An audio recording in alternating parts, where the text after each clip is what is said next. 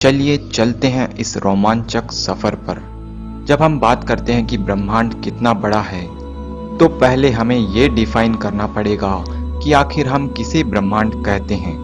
93 billion light years का गोला जिसे हमने अब तक ऑब्जर्व किया है, वो हमारा ऑब्जर्वेबल यूनिवर्स है और उसके आगे हम अभी तक ऑब्जर्व नहीं कर पाए हैं, क्योंकि हम ब्रह्मांड में 13.8 बिलियन ईयर्स पहले ही देख सकते हैं, उससे आगे नहीं, क्योंकि उससे आगे लाइट का दम टूट जाता है।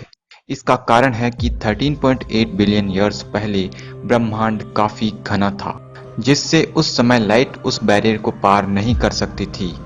इसे हम कॉस्मिक वॉल कह सकते हैं, जो 13.8 बिलियन ईयर्स पहले हमारे ब्रह्मांड में हमें झांकने नहीं देती। जैसे लाइट सूरज से आती तो है, लेकिन लाइट सूरज के अंदर नहीं जा सकती, क्योंकि वो सूरज की सरफेस को पेनिट्रेट नहीं कर सकती। ऐसे में ऑब्जर्वेबल यूनिवर्स से आगे हमें नहीं पता कि आखिर क्या है। ये हम जानते हैं कुछ पॉसिबिलिटीज के बारे में जो हमारी जिज्ञासा को सेटिस्फाई करेगी।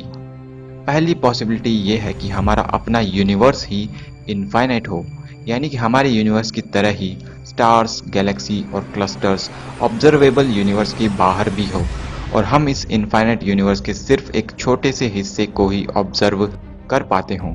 और ऐसे यूनिवर्स में चाहे किसी भी पॉइंट से आप ऑब्जर्व करें, हम अगर यूनिवर्स के किनारे पर बैठकर ऑब्जर्व करें तो भी हम 93 बिलियन लाइट ईयर्स जितना दूर ही देख पाएंगे।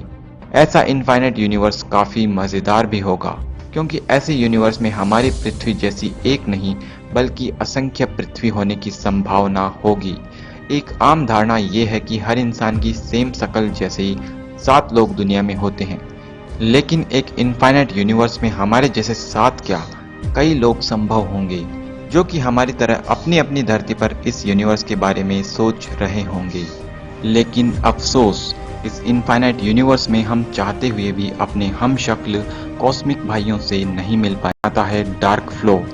2008 में साइंटिस्ट ने एक अजीब घटना को ऑब्जर्व किया कि हमारे ऑब्जर्वेबल यूनिवर्स की गैलेक्सीज और क्लस्टर्स काफ़ी तेजी से किसी अननोन ऑब्जेक्ट की तरफ खींचे चले जा रहे थे, और ये सभी गैलेक्सीज और क्लस्टर किसी एक डायरेक्शन में 20 लाख मील प्रति घंटे की रफ्तार से चले जा रहे थे। इसका कारण हमारे यूनिवर्स के बाहर कोई बहुत बड़ी अननोन ऑब्जेक्ट थी जिसकी ग्रेविटी काफ़ी ज़्यादा है, जो इन गैलेक्सीज और क्लस्टर्स को अपनी तरफ खींच रही हो।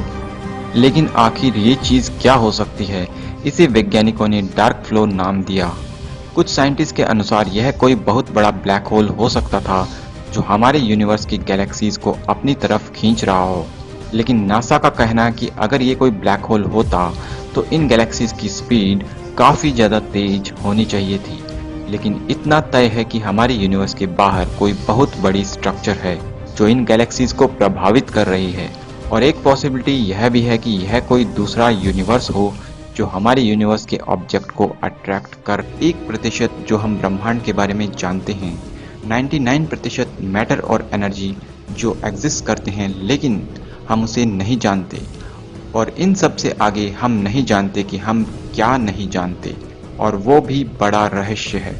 जैसा कि मैंने कहा, कुछ सवाल ऐसे होते हैं जिनका जवाब हम शायद ही कभी ढूंढ सकते हैं, लेकिन हम इंसानों के अंदर क्यूरियोसिटी का एक कीड़ा है जो हमेशा कुलबुलाता रहेगा, और हम फिर से कोशिश करते रहेंगे ये जानने की आखिर ब्रह्मांड कहाँ तक फैला है। तो फ्रेंड्स, आपको क्या लगता है, क्या इस सवाल का कोई जवाब है या नहीं? और इन पॉसिबिलिटीज़ के बारे में आप क्या सोचते हैं, कमेंट में मुझे ज़रूर बताएं।